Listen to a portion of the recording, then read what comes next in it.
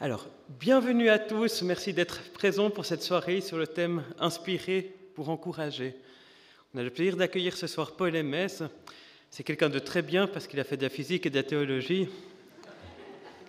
Non, c'est quelqu'un de profond, c'est quelqu'un qui est sérieux dans ses connaissances et qui a un grand cœur, et un grand cœur pour Dieu, un grand cœur pour les uns et pour les autres.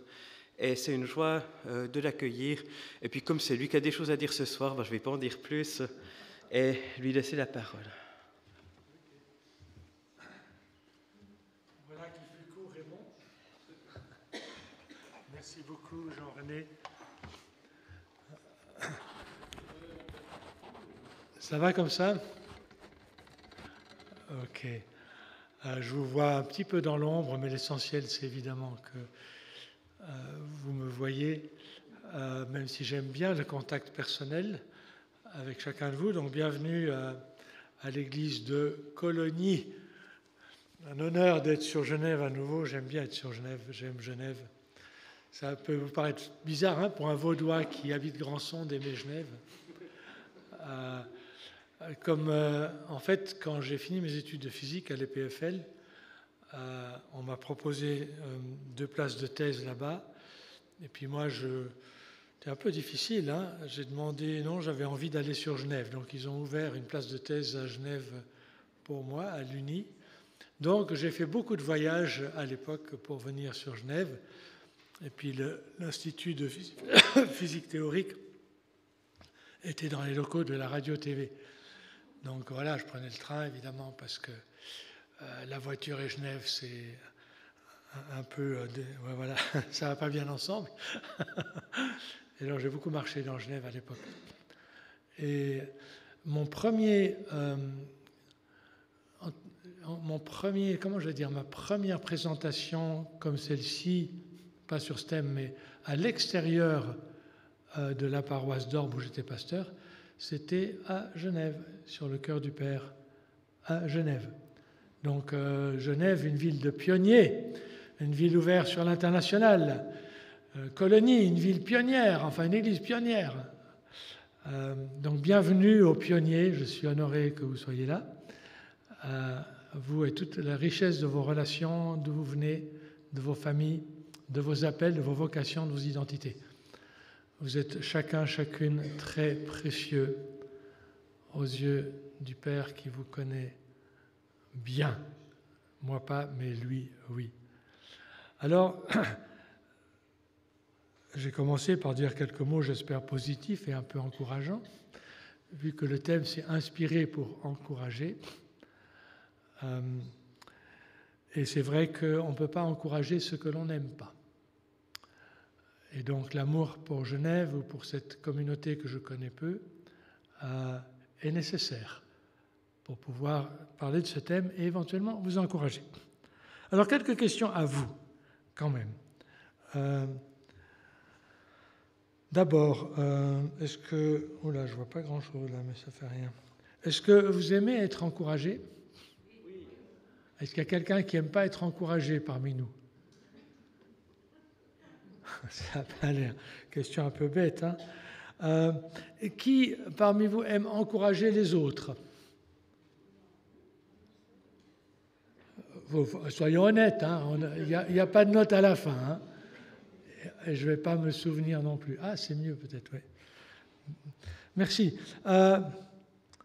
Est-ce que vous pensez qu'on peut être inspiré pour encourager quelqu'un d'autre? Ah oui, ok. Donc vous allez m'enseigner là, je crois que... ok. Est-ce qu'on peut parfois se tromper en essayant d'encourager quelqu'un d'autre et puis après on tombe à côté? Avec les meilleures intentions du monde, des fois, ne suffisent pas. C'est juste, on veut encourager quelqu'un dans tel métier parce qu'on voit ses talents dans ce métier-là et en fait, la personne veut faire toute autre chose que ses parents et que tout le monde lui dit de faire et donc elle n'est pas encouragée. Ce qui fait que des fois, l'encouragement, si on a de la révélation un peu d'ailleurs que simplement notre psychologie, notre bonne intention, ça peut être un plus. Ça peut être quelque chose qui booste vraiment la personne qui le reçoit. Parce que c'est ça que fait l'encouragement, n'est-ce pas? Ça booste. Ça donne c'est comme si de l'intérieur, dans la personne, dans son cœur, son identité, dans son mouvement, ça la pousse en avant. Donc c'est puissant l'encouragement, c'est une bonne force, mais s'il y a en plus l'inspiration, c'est encore mieux. Et puis, comme vous êtes, j'imagine, chrétien, mais même si vous ne l'êtes pas, ce n'est pas grave, bienvenue. L'inspiration de l'encouragement, juste qu'on se mette d'accord, ce dont on parle, c'est une inspiration qui vient du Saint-Esprit. Donc déjà, il faut s'arrêter un moment, parce que je ne sais pas si vous êtes d'accord, le Saint-Esprit, la troisième personne de la Trinité, celui que Jésus, depuis le ciel, envoie sur terre et crée l'Église, parce que l'Église est une création qui vient par le Saint-Esprit qui habite les gens, le Saint-Esprit est un grand encourageur. Ou en tout cas, l'encouragement, c'est dans ses possibilités, ses désirs et sa volonté. Peut-être vous n'êtes pas encore convaincu, j'espère qu'après ce soir, vous le serez plus, et que vous pourrez dire « Bienvenue Saint-Esprit, bienvenue Jésus dans mon cœur, bienvenue Père dans mon cœur, tu es le grand encourageur. Et j'aimerais tellement que tu m'inspires pour encourager d'autres, parce que ça fait du bien, parce que ça donne de l'énergie, de la force. Et on peut même le faire avec des gens qui ne sont pas dans la foi, parce que s'ils reçoivent une parole d'encouragement bien inspirée, bien ciblée, on n'a pas besoin de leur dire « Jésus m'a dit que, le Saint-Esprit m'a dit que », t'as qu'à y aller. Tu donnes la parole d'encouragement. Et puis si la personne te demande « Mais ça te vient d'où ça ?» Écoute, j'ai prié pour toi et puis j'ai reçu ça, donc je me suis dit que ça te ferait du bien. Ou toute autre manière que ça se passe pour vous. Voilà, vous êtes avec moi? Alors il y a un don. Il y a un don de l'esprit, parce que c'est dans le sous-titre que c'était initiation, don de l'esprit, je ne sais plus comment tu avais marqué ça. Quelque chose de ce... Oui, il y avait un sous-titre. Mais peu importe. Oui, cette conférence est destinée aux personnes qui désirent laisser grandir leur don spirituel. Moi, je suis un orateur invité, donc je fais ce qu'on me demande. Donc vous êtes là parce que vous désirez laisser grandir en vous votre don spirituel. Alors j'ai une mauvaise nouvelle et une bonne nouvelle. La mauvaise nouvelle, c'est que laisser grandir, ça ne va pas venir tout seul. Les dons spirituels, il faut les activer. Il faut dire oui, je veux entrer. Donc on ne grandit jamais dans un don spirituel. Ce n'est pas une critique contre ceux qui ont fait le flyer. Mais... Donc c'est, je désire grandir, je désire entrer, je désire découvrir, je désire pratiquer. Il n'y a personne qui va obliger personne à pratiquer un don spirituel, mais il faut savoir que les dons de l'esprit se pratiquent quand on s'y engage. Alors ça, c'est la mauvaise nouvelle, c'est que c'est difficile de rester en retrait, complètement. Mais ne vous inquiétez pas, ce soir, personne ne sera obligé. Et puis la bonne nouvelle, c'est qu'il y a un don de l'esprit qui a un lien extrêmement fort avec l'encouragement. Et ce don, c'est le don de prophétie. La parole prophétique ou la prophétie apparaît dans toutes les listes de l'apôtre Paul. Corinthiens 12 deux fois, Romains 12, Éphésiens 4, dans toutes les listes. Donc c'est un don qui est commun à chaque fois que Paul donne des exemples de dons de l'esprit.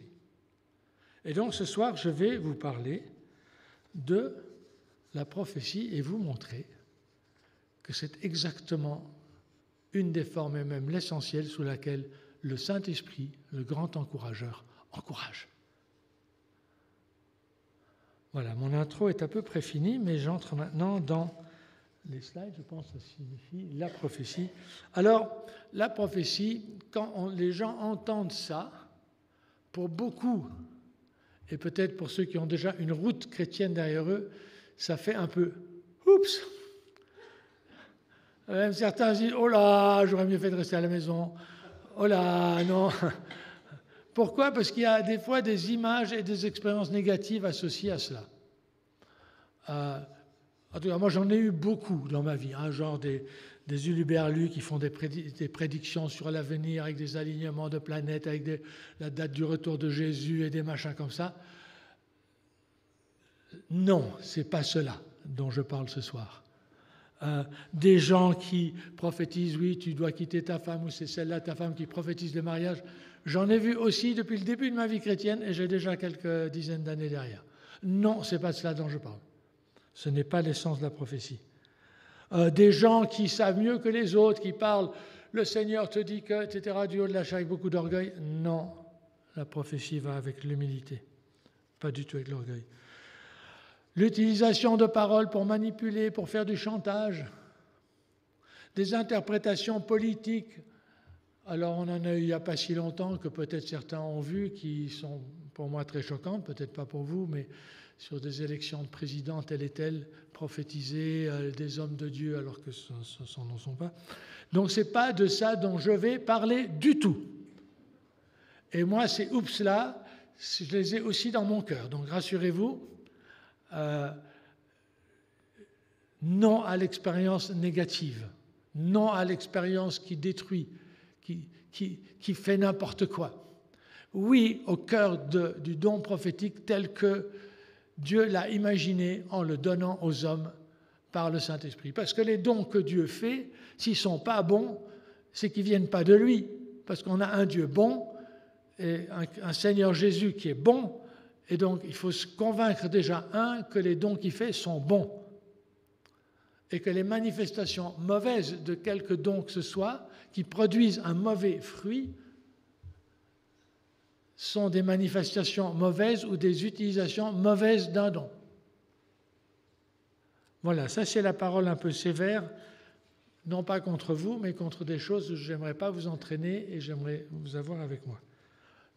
Je suis direct. Voilà. Donc j'espère que les émotions négatives sont calmées, un peu, et qu'on peut aller sur le parcours de la découverte. Ce que je dis, je l'ai testé dans ma propre expérience depuis longtemps. J'ai pratiqué ou j'ai rencontré des voix prophétiques internationales. J'ai vu comment ils faisaient, j'ai parlé avec eux et j'ai vu que ce qu'ils enseignaient était pareil à ce que j'enseigne. Donc je ne suis pas un extraterrestre de ce point de vue-là, mais par rapport à ce que j'ai vu dans les enseignements un peu de gauche à droite, c'est quand même pas comme ça qu'on fait d'habitude. Donc il y a du nouveau.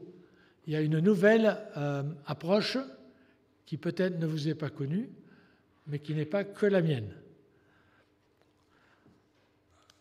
Alors j'aimerais poser ce premier point, c'est que l'essence du prophétique, c'est effectivement d'encourager.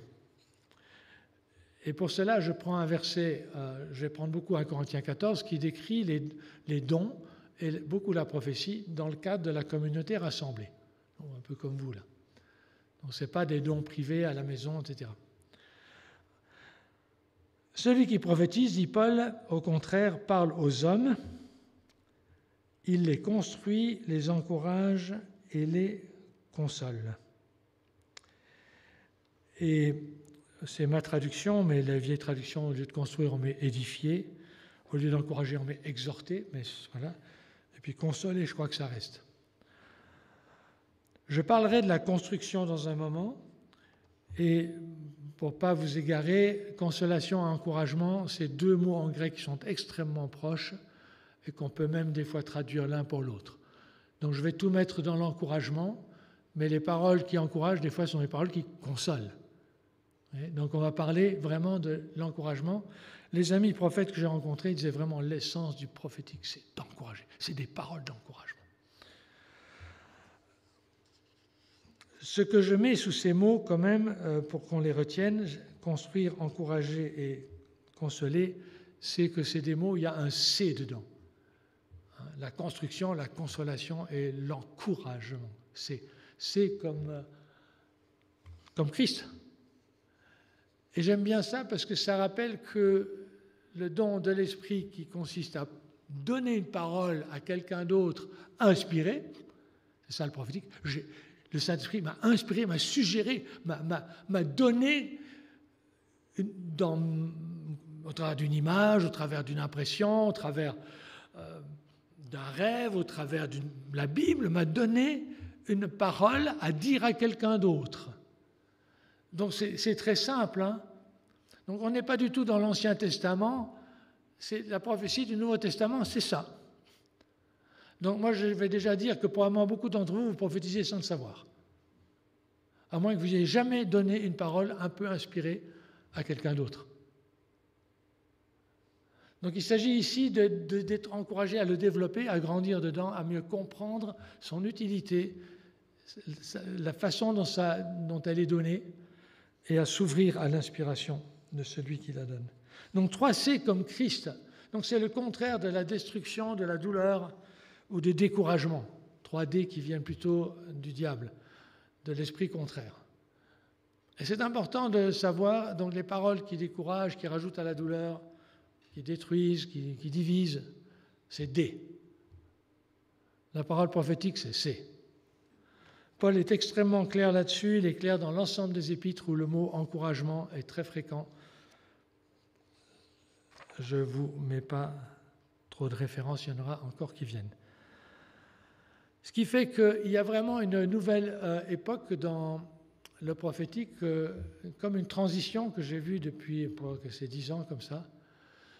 L'ancien style, je vais vous le montrer.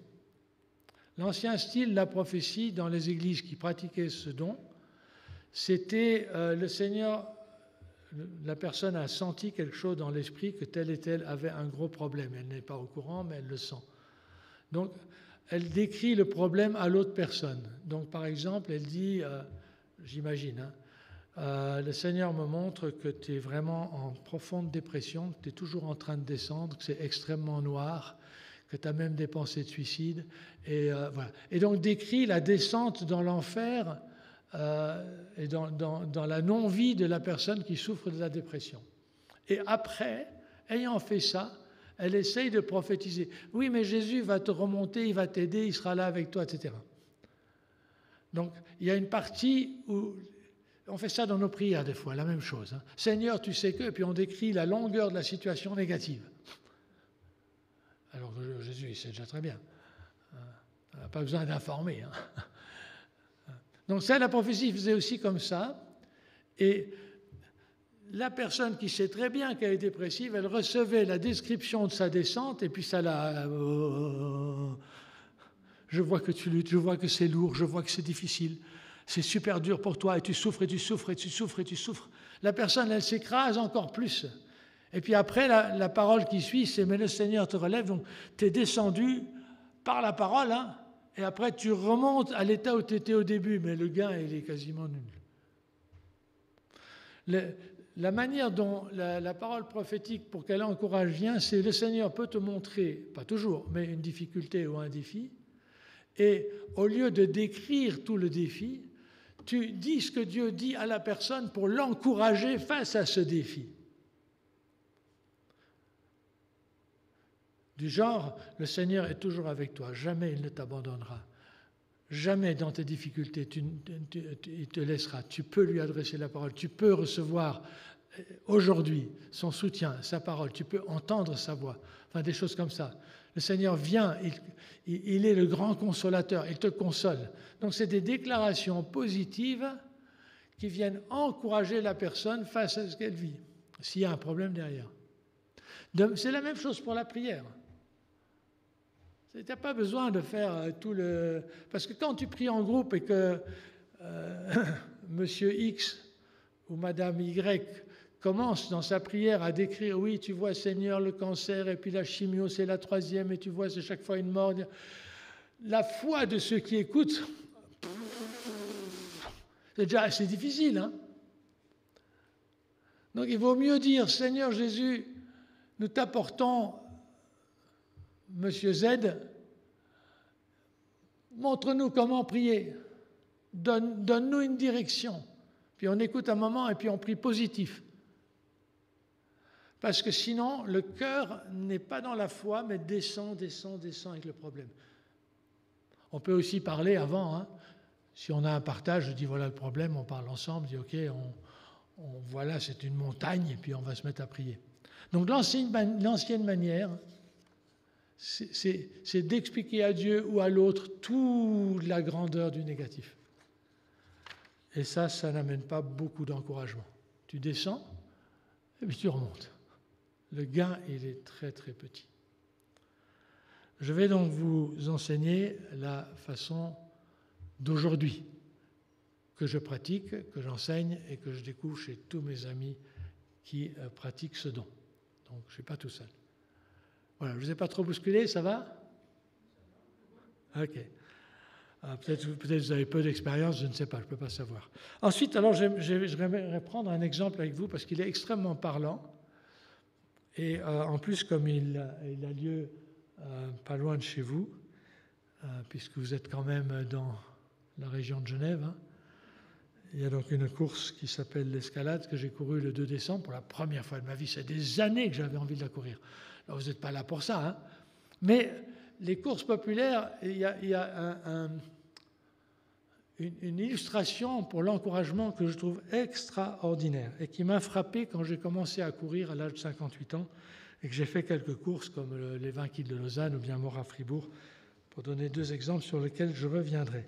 Alors, vous voyez, à Genève, la course que j'ai vécue là, c'était fantastique. Pourquoi? Parce que les rues sont pleines de gens et ils t'encouragent. Donc, tu as l'impression que la ville a ôté tout le manteau du critique de la râlerie française, je ne sais pas quoi, et a revêtu un manteau d'encouragement. C'est fantastique. Et moi, je me prête à rêver à une église qui revêt le manteau d'encouragement chaque fois qu'ils se rassemblent. Parce que ce manteau est extraordinaire. Donc, quand tu cours à Genève, là, à l'Escalade, et quand tu fais, moi j'ai fait les 3 tours, 7,2 km et puis 155 mètres de dénivelé positif, il y a des gens qui courent parmi vous. Enfin, je veux dire, la course à pied, pas dans la vie, je sais, tout le monde court un peu, mais il n'y a pas de... Ah, bon. Et l'escalade, vous avez fait une fois? Le même jour, les 3 tours ou les 2 tours? Vous êtes d'accord avec moi que l'ambiance, c'est fantastique. Alors, je ne pense pas que Genève, tous les jours, c'est une ambiance comme ça. Je sais même quelqu'un qui a fait les 20 km le soir, la nuit. Ils sont arrivés presque à 11h, je ne sais pas quoi, à minuit, là. La ville était pleine. Ils ont encore dû monter après 20 km, bref. Une ambiance de tonnerre. C'est la puissance de l'encouragement. Et ça fait une différence énorme. Alors, j'aimerais dire 2 choses, toujours pour illustrer. J'aimerais parler de la puissance de l'encouragement et de ses niveaux. Parce que c'est vrai pour la course à pied et c'est vrai pour la parole prophétique d'encouragement. Tout d'abord, il y a des gens qui font beaucoup de bruit pour tout le monde. Donc, c'est « Wouah !» Ben, c'est déjà génial, hein? Si quelqu'un fait quelque chose de bien dans l'église, toute l'église c'est « Yeah !» La personne sera encouragée, même si ce n'est pas très personnel. On n'ose pas, hein? Vous croyez qu'il y a un coureur qui s'enorgueillit là à la course d'escalade parce que quelqu'un fait « Ouais !» Vous croyez que je me suis enorgueilli, j'ai fait mes 3 tours, des gens ont crié « Ouais !» Des fois on pense ça. Hein. Ensuite, il y a plus personnel, un autre niveau. C'est les gens qui te regardent et tu vois qu'ils t'ont vu, ils sont sur le bord, et ils crient, leur parole prophétique est assez courte. Hein. C'est « Vas-y !» à peu près. Il n'y a pas beaucoup de... C'est juste, hein. Il n'y a pas énormément de variations, mais vas-y. Donc c'est déjà plus personnel, parce que c'est dans les yeux. La parole d'encouragement prophétique, elle peut être générale pour tout le monde, venant d'ici, mais la parole où on voit Jean-René, dit, et puis on lui dit « J'aime l'homme qui réfléchit au travers de toi, j'aime la parole, l'homme qui écrit, il écrit bien, hein. J'aime l'homme qui est courageux, qui prend position sur des domaines publics et qui cherche une parole qui soit à la fois vraie par rapport à la révélation et qui soit adéquate à dire dans le domaine public. Donc le Seigneur, il équipe ce jeune Jean-René, merci beaucoup, avec un courage qui est pas d'aujourd'hui. Et c'est un courage qui a trait aussi au prophétique, parce que pour dire une parole publique, qui ne soit pas juste une parole de jugement, de condamnation, et de « vous êtes tous des idiots, moi seul j'ai compris », eh bien, il faut trouver. Hein. Donc j'aimerais te bénir dans cette parole d'encouragement. Est-ce que ça t'encourage? Oui. Voilà. Ce n'était pas prévu. Même si il faut se lancer. Hein. Donc quand c'est Dieu dans les yeux, c'est déjà mieux. Mais après, j'ai découvert quelque chose d'encore plus fort. Parce que sur le dossard, quand on fait ça à temps, il y a le prénom. Hein, c'est quoi vos prénoms? Ah oui, c'est Monique. Ah oui, je te vois mal, c'est pour ça. Oui, c'est Monique, et puis ton mari? Xavier. Alors, je pense que vous serez d'accord avec moi, quand... Vas-y Monique! Vas-y Xavier! Et que tu es dans un petit moment de creux, qui parfois arrive même quand vous êtes jeune comme vous, ça fait du bien, non?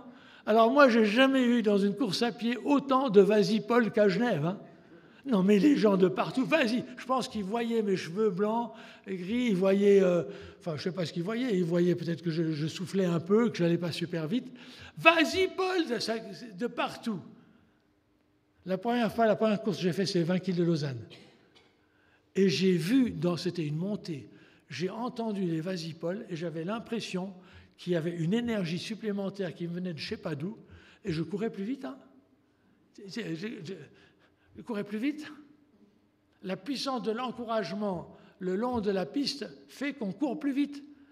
C'est vrai, notre moyenne augmente, à l'entraînement on donne tout ce qu'on a, mais là on peut donner encore plus. Pourquoi? Parce que la puissance de l'encouragement. La parole prophétique fait exactement ça. Quand elle parle dans ton cœur, quand elle t'aide à faire face à ce à quoi Dieu t'appelle, à qui tu es, en tant que fille ou fils du Père, en tant que, comme il a formé ton identité, ça te donne une puissance pour continuer, même si tu es fatigué et que tu n'en peux plus et que tu te demandes qu'est-ce que je fous là. C'est pour ça que Dieu la donne. C'est une puissance communautaire pour que chacun reçoive le boost dont il a besoin. Vas-y, Paul, 3 mots. C'est une parole prophétique très courte, pas compliquée. Un minimum des minimums. N'empêche, ça fait de l'effet. C'est vrai ou c'est pas vrai? Ou bien vous, ça vous fait rien, de toute façon. Ça fait, hein? Et puis Xavier? Alors moi je cours, mais je ne suis pas fait l'escalade. Ah oui, ok, pas de souci. Donc, fais l'expérience une fois pour voir si ça fait. Ok. Il faut que j'avance un peu. Ensuite, il y a un niveau supplémentaire, c'est quand une personne se déplace exprès pour toi, pour la course. Et là, j'ai eu cette grâce. Mon épouse ne pouvait pas, elle avait autre chose, mais il y avait quelqu'un d'autre. Et alors, la personne se mettait en haut, en bas, enfin, pour me voir passer 3 fois, puis à l'arrivée, « Vas-y, Paul !» Et là, c'est quelqu'un que tu connais, et qui t'apprécie, qui te dit « Vas-y, Paul !» Quand quelqu'un de la communauté, ici, fait un déplacement exprès pour quelqu'un d'autre de la communauté, sur son lieu de travail, à sa maison, ou fait un déplacement pour venir l'encourager, pour venir lui dire des paroles positives, en ayant prié avant, Seigneur, donne-moi des paroles, en les ayant peut-être écrites ou en sachant dans quelle direction aller. Mais c'est une puissance énorme, énorme. La personne s'est dérangée, elle a écouté Dieu, elle a fait du chemin pour venir jusqu'à moi. Mais même un dimanche matin, quand quelqu'un est assis là et il prend son courage à 2 mains pour aller à l'autre bout, parce qu'il aimerait bien encourager ce monsieur à l'autre bout, par quelques mots. Alors les Genevois sont plus directs que les Vaudois. Les Vaudois, c'est vachement dur. J'espère que vous êtes un peu plus... Vous êtes plus direct dans la parole. Il faut être direct dans le mouvement aussi. Se déplacer exprès pour.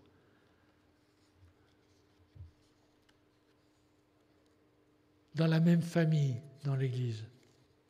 Ça va, ça vous stimule, ça? Bon, et puis finalement, il y a les musiciens aussi le long de la route. Hein. Il faut savoir, il faut avoir couru pour savoir l'effet que fait la musique.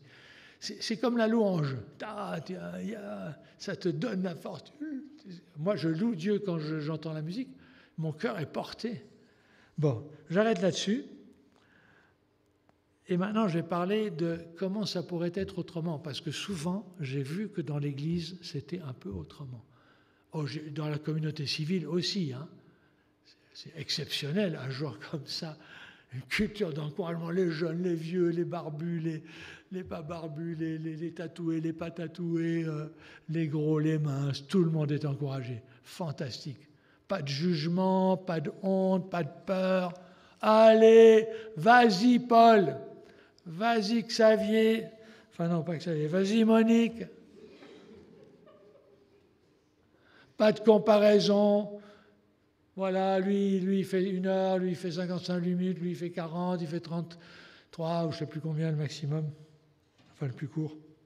Alors imaginez, je vais prendre un seul exemple. Ce que j'ai vu dans l'Église. Mais imaginez que ce soit comme ça. Moi, les montées, j'ai de la peine. Je dois vraiment m'entraîner pour une course où il y a de la montée, donc je me suis vraiment beaucoup entraîné à faire des montées pour réussir l'escalade. Parce que sinon, moi, dans les montées, au bout d'un moment, et très vite, le moment il arrive, c'est bon, je m'arrête. Vous me direz, pas étonnant, hein, vous voulez. Déjà, quand je vois les gens au départ, j'en vois pas beaucoup qui ont mon gabarit, hein. Ils sont tous minces. Alors imaginez, je suis dans une montée, j'essaye de suivre ce que je fais d'habitude, les baskets de celui qui est devant, donc je suis légèrement penché. Et je fais un pas après l'autre, je ne regarde pas la fin de la montée parce que je suis cuit, c'est trop dur. Et j'ai vécu ça surtout Tivoli, si vous connaissez Tivoli à Lausanne, c'est une longue montée, ou bien à la Sona, la longue montée de la Sona, c'est 1,2 km, c'est presque 6%. Sur 1,3 km. C'est long. Tu montes 175 mètres d'un coup sans arrêt. Bon, ceux qui courent, c'est rien pour eux, mais c'est connu, la Sona, ça te sonne. C'est couru pour moi à Fribourg, ça te sonne complètement. Eh bien, on a tous des moments dans notre vie où on est des fois sonné, tellement c'est difficile. On fait face à des choses difficiles. Que ce soit au travail, que ce soit dans l'église, que ce soit dans la famille, que ce soit avec les enfants, avec les grands-parents, la maladie, des choses difficiles. Et on est face à des trucs qui pourraient nous sonner. Et là, la puissance d'encouragement, elle est énorme. Mais imaginez, je souffre, je peine à monter vers le haut les 10 kilos que j'ai de plus que les autres, là, et les autres concurrents. Donc, je porte mon surpoids. Et chaque kilo de surpoids me fait souffrir en plus, à chaque pas. Tout dans mes pensées me dit « Arrête-toi, qu'est-ce que tu fous là? Quel est l'imbécile qui t'a inscrit à cette course ?» Vous êtes déjà des fois dit ça? Donc je croche avec toute la foi, le courage, la persévérance que je peux. Je lance une prière avec le reste de neurones que j'ai encore, ceux qui ne sont pas concentrés dans l'effort, parce qu'il n'y en a plus beaucoup. Ah ben des fois on vit ça, hein. Et après on n'arrive même plus parce que tout est engagé dans le combat. Bon, et alors imagine que j'entende autour de la route des propos comme ça. Des gens qui ne sont pas comme les jeunes voix de l'autre jour.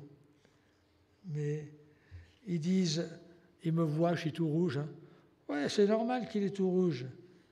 Il est un peu trop gros pour ce genre d'exercice. Imagine que j'entende ça. C'est la voix de la condamnation. Ou bien, ouais, avec un tel poids, je ne sais pas comment il fait. C'est la parole qui se veut encourageante, je ne sais pas comment il fait, mais en fait, elle est super décourageante, avec un tel poids. Parce que moi, à l'intérieur de moi-même, je dis, ouais, je suis trop lourd. Ou bien, dis donc, s'il continue comme ça, ben, il va nous faire une crise cardiaque. Ça, c'est super encourageant. Hein. C'est quoi? C'est la voix de la peur. N'en fais pas trop, va pas trop. Bon. Ou bien, à sa place, je maigrirai d'abord un peu avant de courir. Ça, c'est la voix du jugement. Ou bien, heureusement, qu'ils ne sont pas tous comme lui. C'est la voix de la comparaison. Ou bien, moi, quand je courais à l'époque, je perdais au moins 10 kilos avant chaque course. Puis ça m'évitait de voir ça. Toujours comparaison jugeante. Ou bien, juste des paroles de mépris en rigolant. Hey, vas-y le gros, vas-y Paul, cours, cours, cours, tu verras, tu seras plus mince à l'arrivée, si tu y arrives. Alors, je n'entends jamais ça dans les courses à pied. Mais j'ai entendu souvent ça dans les propos de chrétiens bien intentionnés. Parce qu'ils prophétisent non pas la parole d'encouragement, mais leur peur, leur culpabilité et leur honte qu'ils projettent sur les autres. Donc ils sont en train de révéler les combats intérieurs de l'autre qu'il est justement en train de surmonter et de faire face. La culpabilité, la honte et la peur sont des très mauvais moteurs. Ils nous amènent à Jésus pour être libérés, pour trouver notre identité de fils et de fille du Père, mais pas pour qu'on nage dedans tout le temps. Donc il y a, pour trouver la parole prophétique qui soit positive, comme dans la course à pied, il faut s'entraîner à faire mourir les paroles qui font du levier sur la comparaison, la culpabilité, la critique, la honte et la peur.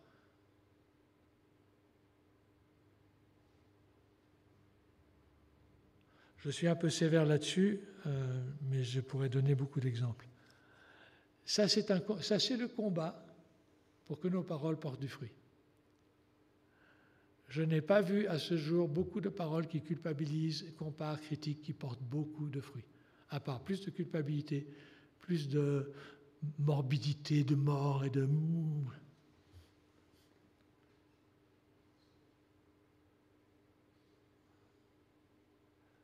Ça va? Alors maintenant, on va être que dans le positif. Mais avant ça, on va être parlé au suivant. Tu vois, si j'avais mangé moins de filets mignons au Clus, c'est tout près de chez nous, venez, c'est très bon, les meilleurs. Moins de ça, on mange avec des frites. Si j'avais seulement mangé moins. Moi, je me dis ça quand je cours. Évidemment, c'est moins de beaucoup de fois pour baisser de poids.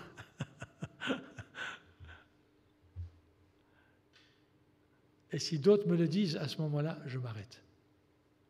Ça ne m'aide pas dans mon combat. OK. La bonne nouvelle, c'est que la prophétie est vraiment à portée de tous et c'est une puissance d'encouragement que vous pouvez tous recevoir pour les autres. Paul dit dans 1 Corinthiens 14, 31, « Vous pouvez tous prophétiser. » Toi aussi. Vous ne devez pas, vous pouvez.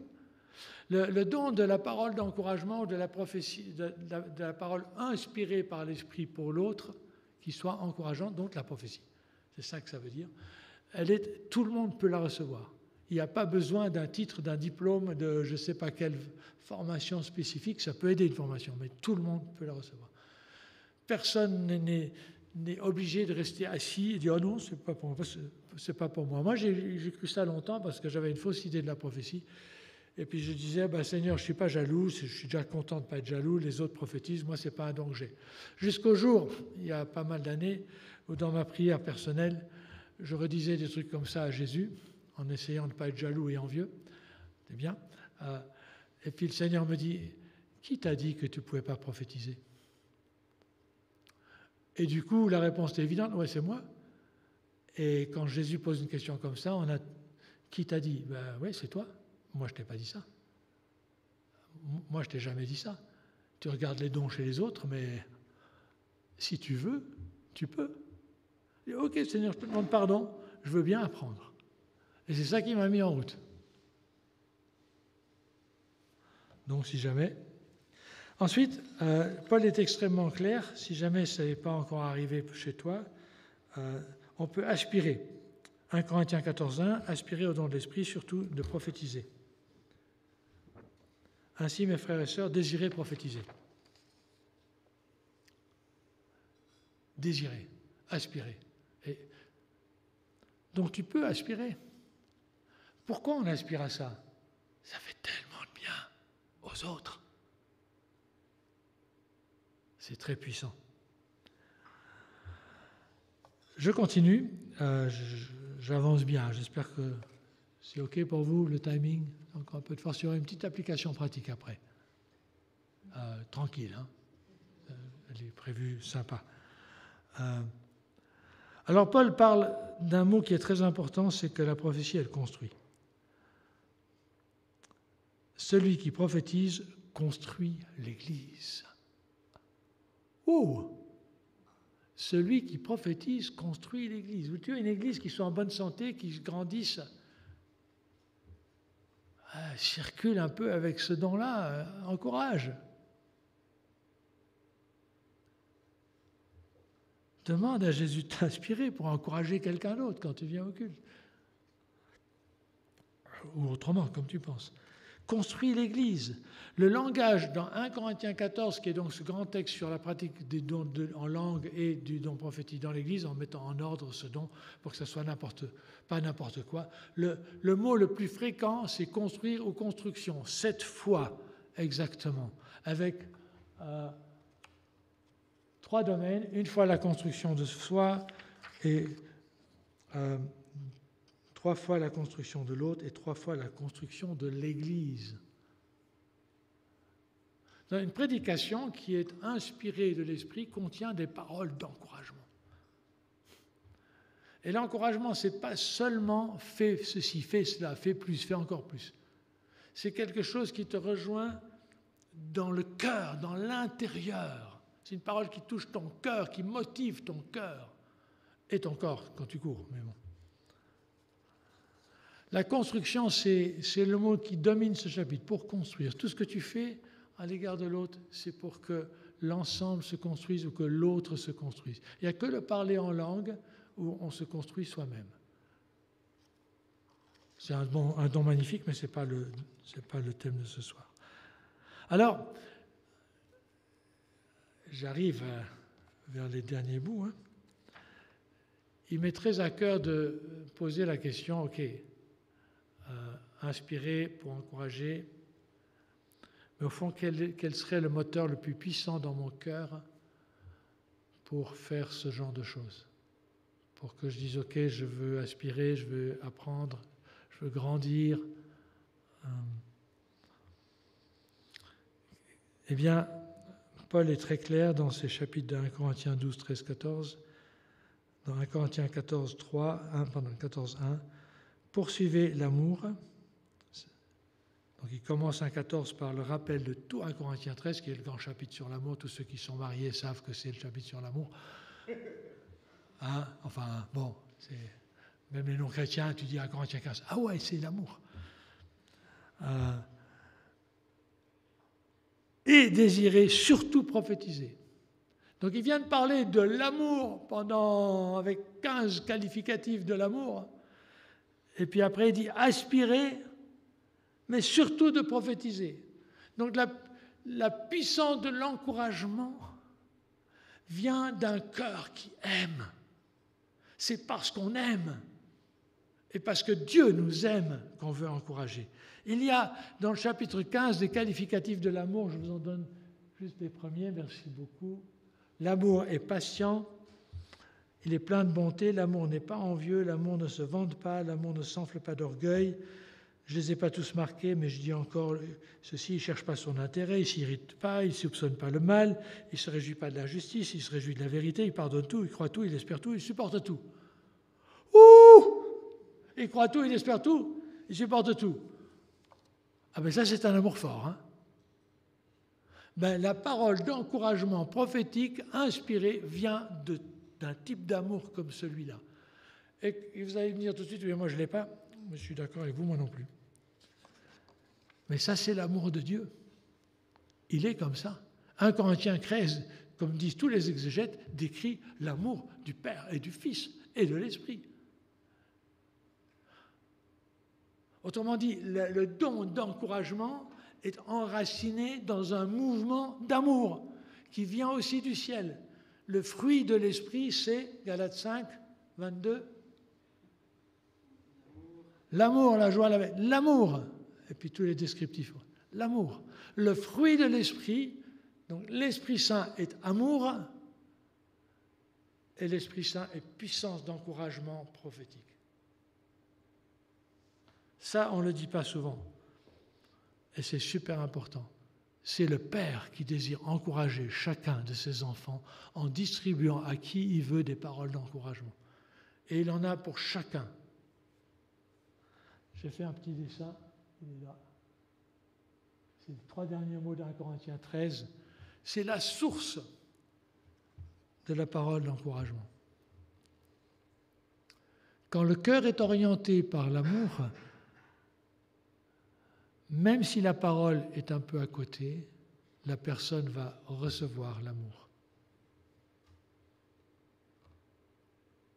Mais si la prophétie est dite sans amour, pour prouver quelque chose, moi j'ai de l'inspiration, moi je sais, moi j'ai reçu, ça fait des dégâts, c'est pour ça que Paul écrit un peu plus loin, et ce sera quasiment la fin.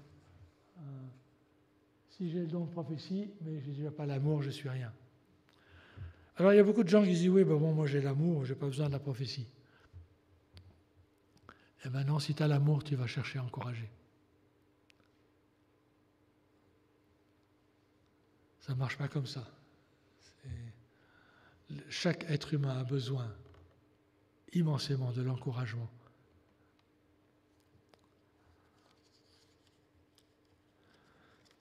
Tous mes appels au ministère sont venus par des paroles prophétiques parce que je n'arrivais pas à me voir moi-même dans cet endroit.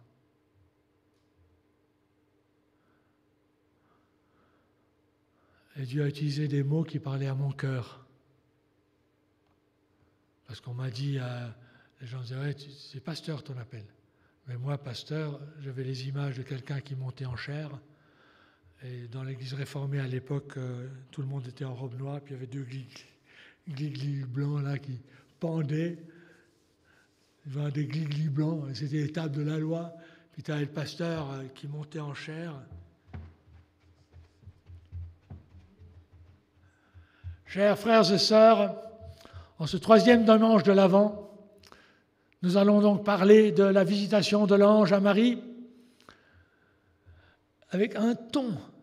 J'ai dit, mais c'est pas moi ça. Ah non, jamais. La parole d'encouragement était un pasteur qui a utilisé le mot de berger, selon le cœur de Dieu. Ah ouais, ça m'a parlé. Elle dit, ah ben, je fais déjà ça un peu dans le groupe de prière. La parole prophétique sur l'identité qui m'a le plus touché, mais j'ai mis longtemps à l'accueillir, c'est la première parole prophétique que Jésus reçoit pour lui. Ah, lui, il n'a pas arrêté de prophétiser sur les autres. Hein. Mais il reçoit une parole pour lui. Le Père, la voix parle au baptême de Jésus. La voix, le ciel s'ouvre, la voix parle. Tu es mon fils, je t'aime, et tu as toute mon approbation. Waouh! Ça, c'est l'identité. Ouais, va dans ton ministère, va, tu verras les miracles, tu auras les paroles, tu auras la sagesse, tu feras face aux choses très très difficiles, et tu seras sonné, et tu seras crucifié, et ce sera dur. Mais je suis avec toi, et tu es toujours mon fils, et je t'aime toujours, jusqu'au bout. Parce que ce n'est pas seulement ta parole qui sera prophétique, mais ton acte. Mais c'est Jésus, hein, lui c'est le Sauveur. Alors nous, c'est quand même plus facile, hein.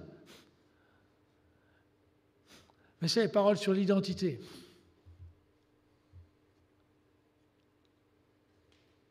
Il y a les paroles sur la relation.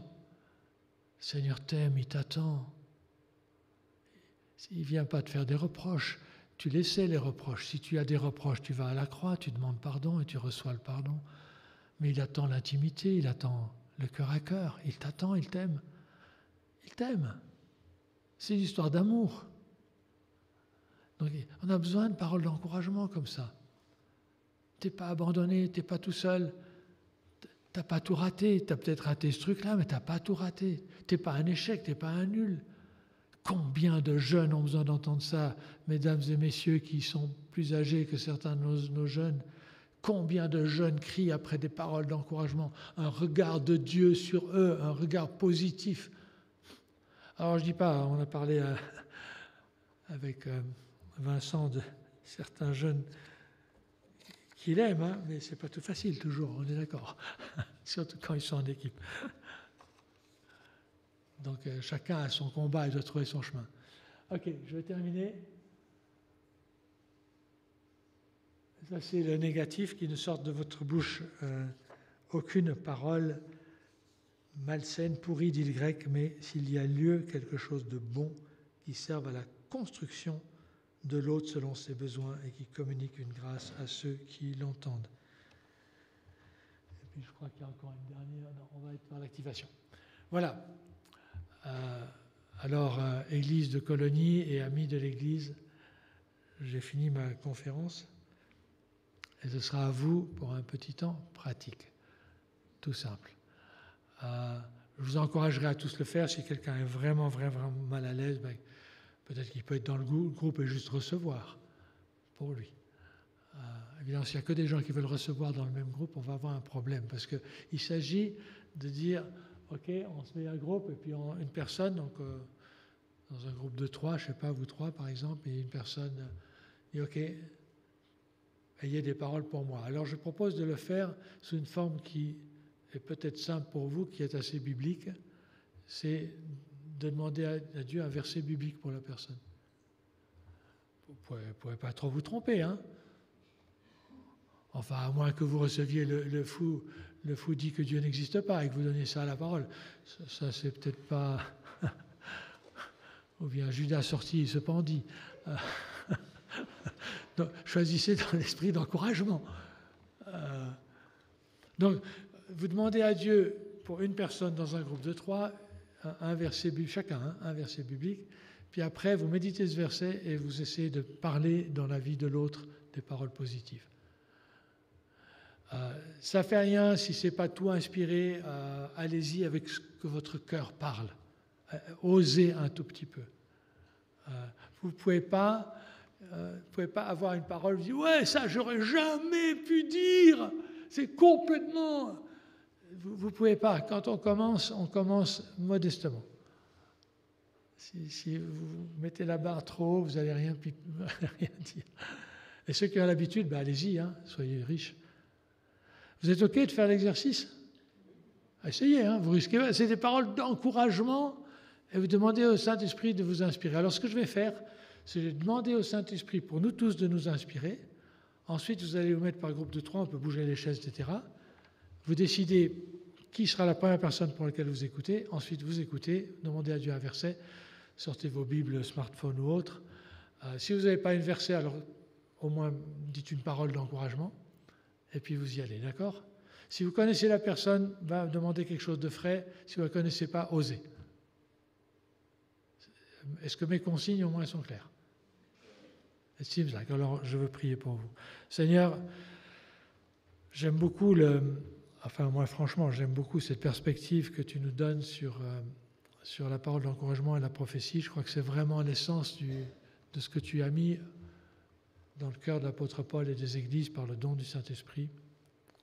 Ce don tellement puissant pour construire l'Église, pour construire l'autre personne. Et j'aimerais te prier, Saint-Esprit, que tu viennes doucement, humblement, mais clairement inspirer les cœurs de ces bien-aimés qui m'ont écouté, mais qui vont t'écouter toi, parce que c'est toi qui es la source de la prophétie. Je te prie, Jésus, qu'il y ait une puissance de ton amour qui descende, une puissance de foi et de courage aussi pour se lancer, et de confiance en toi, pour oser dire ce qui monte dans le cœur. Au nom de Jésus-Christ, le Sauveur et le Roi. Amen. Ok, je vous laisse aller. Moi, je vais prier pour vous pendant ce temps tout le long. C'est vous qui allez recevoir les paroles.